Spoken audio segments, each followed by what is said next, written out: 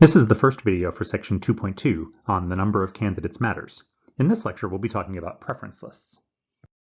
In most US elections, voters can only cast a single ballot for the candidate they like the best. But really, most voters will have a preference list, which is a ranking of the candidates in order of most preferred to least preferred. So a candidate that they like the best, a candidate they like the second best, third best, and so on.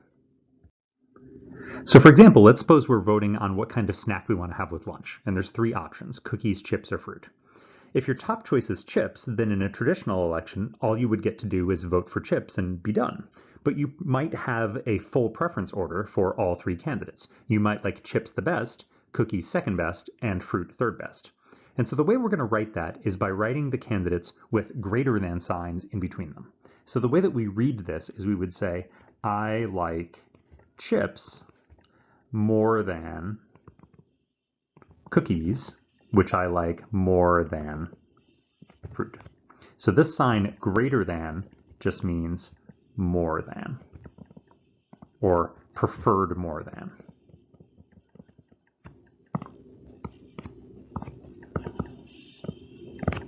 So we list the candidates in order from most preferred to least preferred. So why does this matter? Well, one example that we talked about before is the 2000 US presidential election. And in this election, Ralph Nader, who was the Green Party candidate, was considered to be a spoiler for taking votes away from Al Gore, who was the Democratic Party nominee who ended up losing the election. And the reason why Nader was considered a spoiler is because Nader and Gore had very similar policies on many issues. Nader was much closer to being a Democrat than he was to being a Republican. And so we could guess that based on this similarity in the policies, if you asked voters who voted for Nader what their full preference order was, they probably would have had Nader first because they voted for Nader, so of course they liked him first. But they probably would have had Gore second and George W. Bush, who ended up winning the election, as their third and last place choice.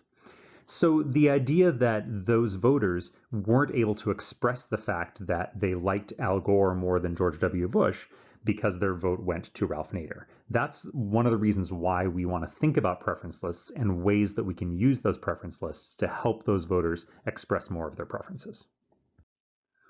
So let's go back to this example of talking about what snack we want to have for lunch. So again, the three choices are cookies, fruit, and chips. And let's say that we ask everybody for their top choice and we have them all vote, and we get 6 votes for cookies, 5 votes for fruit, and 4 votes for chips. So as we talked about before, the plurality method means the candidate that gets the most votes. So in this case, 6 is the biggest number, so that means that cookies wins the election because 6 is more than 5 and it's more than 4. But that's a plurality, not a majority. If I add up the total number of votes here, 6 plus 5 plus 4 is 15. A majority would be half of the total. That would be 15 divided by 2, which is 7.5. So in order to get a majority, a candidate would have to get more than 7.5, or in other words, 8 or more votes. None of the candidates did that, so none of the candidates got a majority. So now, instead of just asking for every voter's top choice, what if we asked everyone for their full preference order? We know that 6 of those voters had cookies as their top choice because cookies got 6 votes. But what are the voters' second choice and third choice? What if we ask for that? What if we get that information? What would that information tell us? So this time we get, let's suppose, right? So let's ask everybody to do this. So we get 6 people who have the preference cookies better than fruit, better than chips. We have 5 people with the preference where they like fruit the best, chips second, and cookies third. And we've got 4 voters who have the preference where they like chips the best, fruit second, and cookies third. So let's think about whether that outcome that we got before, which is that cookies was the winner, does that still seem fair? And one reason why you might think it might not seem fair is that these 9 voters, right, 5 plus 4 is 9, these 9 voters have cookies as their last choice. And 9 is a majority. 9 is more than 7.5, as we talked about before. So a majority of the voters here are getting stuck with their last choice. And that seems unfair in some sense. And so again, this is helping us motivate us to try to find a way to allow these voters to use their preferences, to express their preferences in a way that might give a more fair outcome. Now, one thing to notice about these preference lists is that we're not going to allow ties on individual preference lists. If you actually go out and ask people to rank candidates in order, what often happens is they'll say, well, I don't really care about this candidate versus that candidate, so I would sort of rank them the same. So one of the things that we insist on when we ask for people's preference lists is to actually list them in a specific order.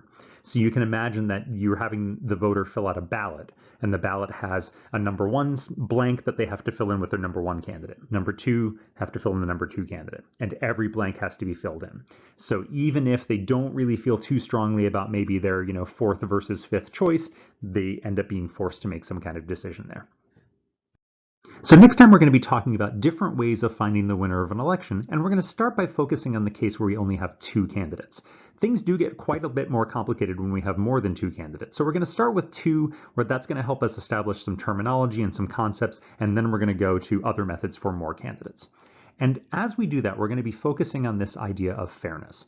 What does it mean to say that the outcome of an election is fair? And again, we're thinking about objectivity here, right? We don't want to talk about how something might not seem fair or feels fair. And again, we sort of use that language in a casual sense, but we want to really think about what are some objective ways. How can we measure? How can we look at an example and say, oh, this doesn't fit some criteria that we've set, so this outcome shows us that this is unfair.